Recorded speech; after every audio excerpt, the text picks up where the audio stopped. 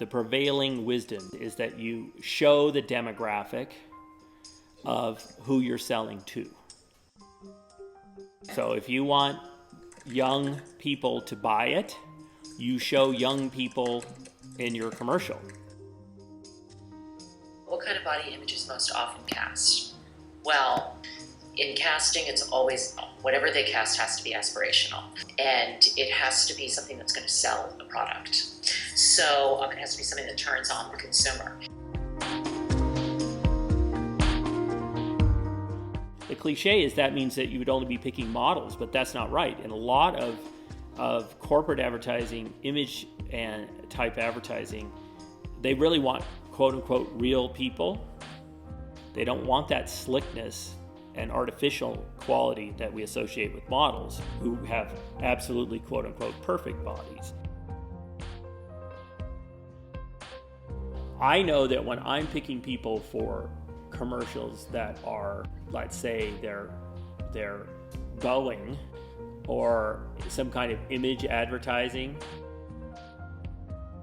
where they're asking for gender diversity, they're asking for ethnic diversity, and they're asking for age diversity. All those things are actually stipulated by the client. They want those things. They need those things. They don't stipulate body diversity.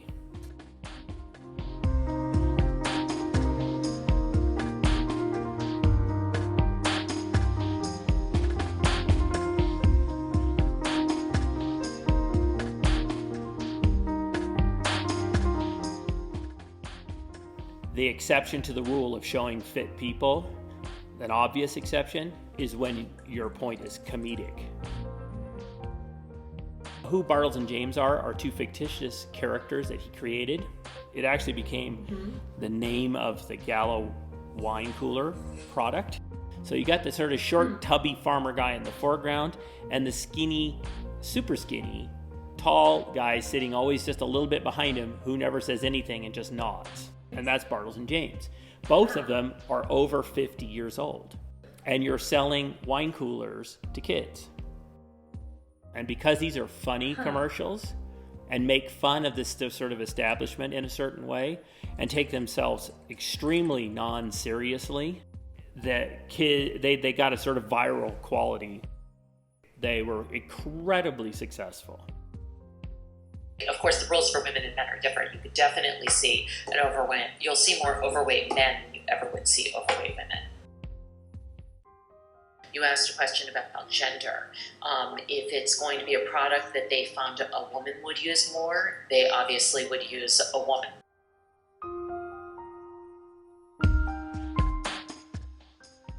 However, if it's something like a perfume or something that would make a woman more sensual, they may use man to, like an aspirational or good-looking man, thinking that if you use that product, this is the kind of person that you could get. Are there ever situations in which gender is not specified? Yes, absolutely. I don't know, just generic type of things that both men and women use. And in those situations, yes, our breakdown will say a male or a female. When it's things like a waitress will usually be a female. A cook will usually be a male. And so a lot of the stereotypes that we have, in society tend to, and it's funny, what came first, the chicken or the egg? Do we continue the stereotype or do we create the stereotype? And I think it is a little bit of both. Advertising is one of the worst culprits of segregating, basically. And there are a lot of campaigns that try to integrate races, but in a lot of ways, it's very separated. We are told, this character has to be Hispanic, this character has to be African American, this one needs to be Caucasian. Why can't it just be open? Well, I understand in a certain way it's who they're trying to sell the product to. But in other ways, it keeps products very segregated or very specific.